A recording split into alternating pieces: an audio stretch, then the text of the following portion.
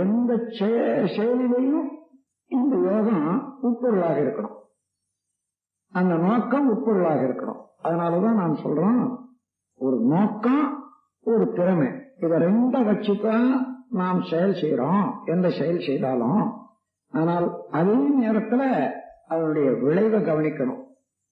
நீங்க நல்ல நோக்கத்தோட இருந்தாலும் கூட இடம் காலம் தொடர்பு கொள்ளும் பொருள் அதற்கு ஏற்ப அந்த செயலை திறமையாக செய்யணும், அளவோடு செய்யணும், முறையோடு செய்யணும்னு சொல்றோம்.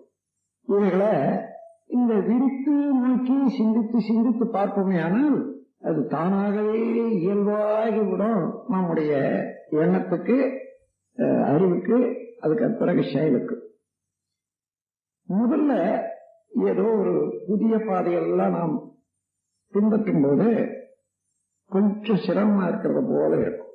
ஆனா அதன் பிறகு பழகிவிட்ட பிறகு, உதாரணமாக கார் ஓட்ட கத்துக்கிறோம்னு வச்சுங்க, முதல் நாளைக்கு சிரமமா தான் இருக்கும், ரெண்டாவது நாளைக்கு கொஞ்சம் சிரமமா இருக்கும், ஒரு 4-5 நாள் போனா இப்ப கார் எடுக்க போறோம்ன்ற அளவுக்கு ஒரு ஆசையா இருக்கும். அது மேல ஓட்ட ஓட்ட கை பழக்கம் கால் பழக்கம் எல்லாம் வந்துட்ட பிறகு சாதாரணமாக பேசிக்கொண்டே கார் ஓட்டுறத பாக்குறோம் பாருங்க. முதல்ல அப்படி இருக்க முடியாது. அம்மாதிரி பழகி விட்ட பிறகு எல்லாமே சுலபம்தான்.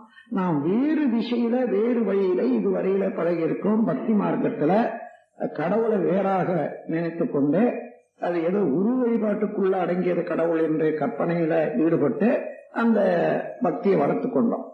அதை விடுத்து உண்மையான தெய்வ நிலை எது என்று உணரும் போது நம்மிடம் உள்ள அறிவே தான் அதுவாக இருக்கிறது.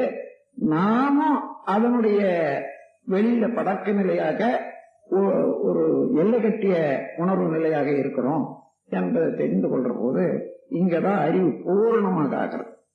அது ஒரு படிதான் பக்தி மார்க்கத்துல. சில வணக்கம் எல்லாம் சில வணக்கத்துல ஒரு நல்ல நோக்கம் இருந்தாலும் அது ஒரு கால அளவுல வர்ற போது அதுல இருந்து வெளியேறி உண்மையான விளக்கத்துக்கு வந்து வேணும். சில வணக்கம் என்ற போது உடல்ல ஒரு நோய் உண்டாச்சு, அதுக்கு புண்ணு, அதை மேல மருந்து போடுறோம், கட்டி வைக்கிறோம். அது போலதான் சில வணக்கம் ஒரு சம்பிரதாயம், ஒரு சடங்கு. அதுக்கப்புறம் அதை எடுத்துட்ட பிறகு அது தானா பக்கு விழறதுக்காக நாம் காத்துட்டு இருக்கிறோம். அது புண்ணு ஆறி போச்சுன்னா பக்கு விழுந்துடும். அது வரையில அதை மூடிதான் வைக்கணும். அதுதான் பக்தி மார்க்கம்.